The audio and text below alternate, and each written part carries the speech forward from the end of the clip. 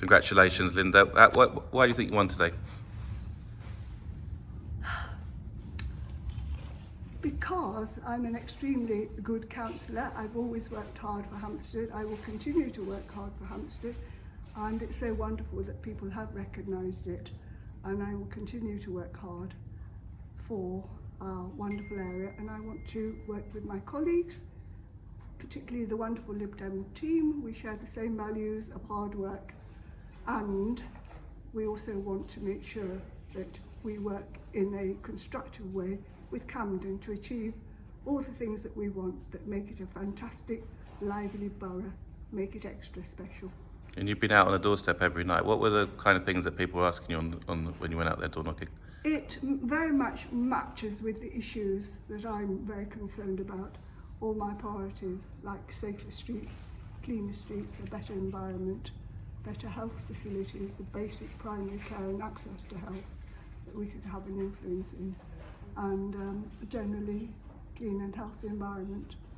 And obviously the by-election was on the same day that the Prime Minister resigned. Was that a factor in your favour, or did it help the Tories, or what do you think? I honestly don't know, because, as you know, even before that, the Tory leadership was in total disarray. I mean, can you believe it? The Prime Minister won't resign despite all his cabinet totally disappearing, and it was just the day that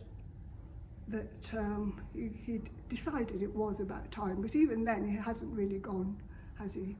This shadow caretaker type thing.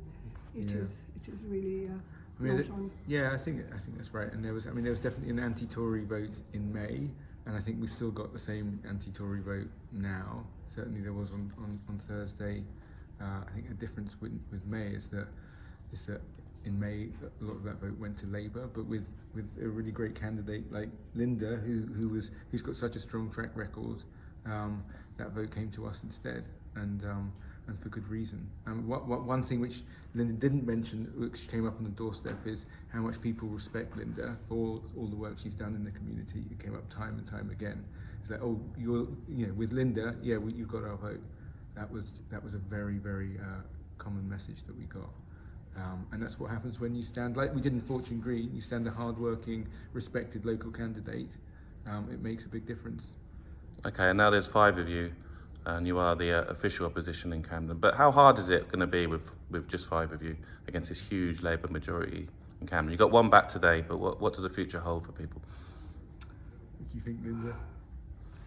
We're going to make a difference, and that was why I was so keen to stand. We really are the official opposition, and we really will make a difference, because we will make sure it does. Yeah, I think that's right. I mean, I think that this election shows that we're the viable alternative to Labour in Camden, it's early days, but I think we've hit the ground running with just 4. Linda's going to be a great help to our team. We've got a lot of different areas to cover. I think Linda was referring to some of them around cleaner streets and safer streets. There's a lot more to be done as well around climate emergency, cost of living, housing repairs. But we've got a good team. It's not a huge team, but it's a good team, and we're gonna work hard, like Linda says. And just finally, what's the health of the Lib Dems now? Because obviously people are wondering what's going to happen in future elections and as the way forwards. Is it a Lib Dems generally a good place? You've won by-elections elsewhere in the country? Yeah, I think we've just got such a wonderful team. We can't help it. It's been so efficient, so supportive, so united, and this means we can but go forward. The other thing that I wanted to add to Tom is that in all these different departments of Camden and all the general issues relating to Camden that are better amenities and better standards for our residents, I really do want to have a look at the strategic forward thinking and more joined up thinking. I don't think we have enough of that at the moment. We can't have separate silos and separate departments saying that department's responsible for that, this department's responsible for that. It's time we knocked heads together. Yeah, I think that's right.